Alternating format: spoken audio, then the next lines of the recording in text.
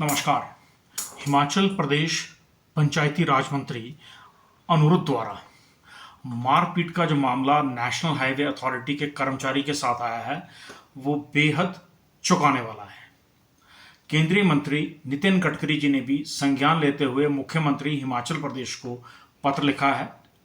पीड़ित व घायल टेक्निकल प्रबंधक के बयान के अनुसार ROW द राइट ऑफ वे राष्ट्रीय राजमार्ग से संबंधित मार्गों की दूरी अगर 30 मीटर से अधिक है तो उसके लिए राष्ट्रीय राजमार्ग प्रबंधन उत्तरदायी नहीं है, जो मूल विवाद और चर्चा का विषय होना चाहिए पहाड़ी राज्यों के लिए। लेकिन हिमाचल सरकार के मंत्री रोड रेज, सड़क की मारपीट विवाद की घटना की तरह व्यवहार कर रहे हैं, जबकि शिमला में एक भवन का गिर जाना गंभीर विषय है जो पूरे हिमाचल प्रदेश ही नहीं भारत के समस्त 9 पहाड़ी राज्यों की व्यवस्था को प्रभावित करता है। जबकि केंद्र सरकार हिमाचल प्रदेश की 3D GPS मैपिंग करवा रही है जो भूमि कटाव से लेकर के खड़े पहाड़ों के निर्माण की भौगोलिक स्थिति को स्पष्ट करेगा। गत वर्ष 2006 एवं 7 में पालमपुर विश्वविद्यालय द्वारा इसका आविष्कार और योजना प्रस्तावित की गई थी।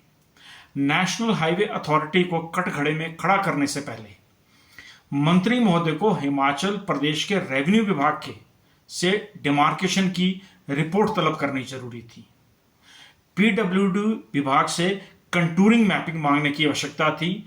उसके बाद अगर नेशनल हाईवे अथॉरिटी ने अपना अधिकार क्षेत्र से बाहर काम किया है तो उन पर अतिक्रमण का मुकदमा दर्ज होता है।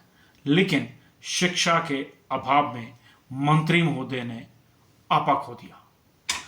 केंद्र द्वारा प्रस्तावित 3D मैपिंग की योजना पूर्ण होने तक जो आम जनता को प्रताड़ना हो रही है, इसकी चर्चा तो विधानसभा के मध्य होनी चाहिए और एक प्रस्ताव बनाकर केंद्र को भेजने की आवश्यकता है कि हिमाचल प्रदेश के नेशनल हाईवे अथॉरिटी भूमि अधिग्रहण से पहले भुवन पोर्टल की रिपोर्ट को स्थानीय रेवेन्यू विभाग से प्रमाणित करवा के भूमि अधिग्रहण का आधार बनाए। लेकिन हिमाचल सरकार में बैठे जनप्रतिनिधि मवालियों की तरह पेश आ रहे हैं और अभी अभी अपना बनवास काट कर आए शिमला के SP गांधी महात्मा बनने की कोशिश कर रहे हैं। जबकि सर्वप्रथम मंत्री के साथ गए पुलिस के अधिकारी, स्थानीय थाना प्रभारी, मंत्री के सुरक्षाकर्मी, SDM व अन्य प्रशासनिक अधिकारियों को भी उपरोक्त FIR क्रम संख्या नंबर 0089 थाना ढली दिनांक 30/6/2025 का हिस्सा क्यों नहीं बनाया गया, यह अपने आप में बड़ा सवाल है और पुलिस की कार्यप्रणाली को कटघरे में खड़ा करता है।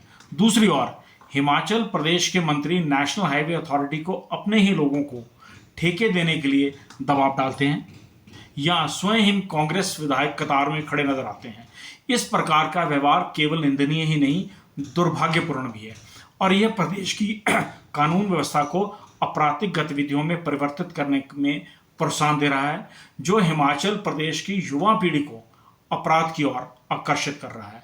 किसी प्रभावित या पीड़ित को न्याय दिलाने के लिए सरकार के पास अनेक प्रकार के साधन और न्याय प्रक्रियाएं उपलब्ध रहती हैं, लेकिन शिक्षा के अभाव में कांग्रेस के मंत्री यह कृत्य निंदनीय है।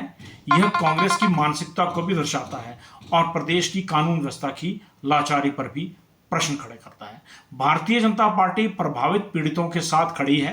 हम माननीय नितिन गडकरी जी को भी इस पूरे प्रकरण की जानकारी जिम्मेदारी से बताने के लिए वचनबद्ध हैं, लेकिन प्रदेश की कानून व्यवस्था नहीं बिगड़ने दी जाएगी।